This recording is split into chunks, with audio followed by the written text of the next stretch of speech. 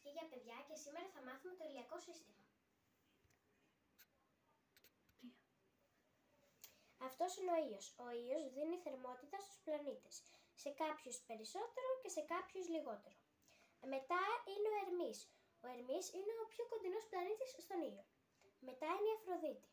Η Αφροδίτη είναι ο πλανήτης μετά τον Ερμή. Μετά ακολουθεί η Γη. Η Γη είναι ο μόνος πλανήτης που είναι κατοικήσιμος. Επίσης έχει ένα δορυφόρο, το φεγγάρι. Μετά είναι ο Άρης. Ο Άρης είναι πολύ κόκκινος πλανήτης. Μετά ο Δίας που είναι ένας μεγάλος πλανήτης. Και μετά ο Κρόνος που έχει δαχτύλιους. Επίσης έχει 36-37 φεγγάρια.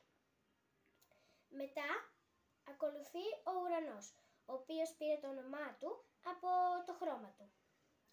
Μετά είναι ο Ποσειδώνας. Ο Ποσειδώνας επίσης πήρε το όνομά του από το χρώμα του που θυμίζει τη θάλασσα. Και μετά είναι ο Πλούτονας. Ο Πλούτονας δεν είναι πλανήτης, αλλά είναι πλανήτης νάνος. Επίσης είναι πιο μακρινός από τον ήλιο. Αυτό ήταν το βίντεο. Άμα σας άρεσε, κάντε μια εγγραφή και ένα like στο κανάλι μου.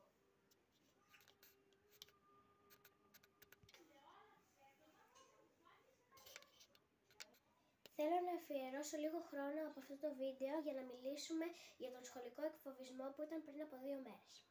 Πριν από 2 μέρες ήταν η Παγκόσμια Μέρα του Σχολικού Εκφοβισμού. Θέλω να σας πω ότι όταν δεχόμαστε είτε λεκτική είτε σωματική βία, πρέπει να το λέμε σε έναν ενήλικα. Αλλά και εμείς δεν πρέπει να το κάνουμε αυτό σε κάποιον άλλον. Επίσης, όταν κάποιος μας το κάνει αυτό, ναι μεν θα το πούμε σε έναν ενήλικα, αλλά δεν χρειάζεται να τον χτυπήσουμε. Μπορούμε είτε να του μιλήσουμε, είτε να του κάνουμε αστεία, είτε να το προσεγγίξουμε με έναν άλλο τρόπο, ώστε να μην μας το κάνει αυτό. Πάντα να θυμάστε ότι είστε δυνατοί και πρέπει να το λέτε σε κάποιον ενήλικα, όχι να κάθεστε να σας το κάνουν αυτό.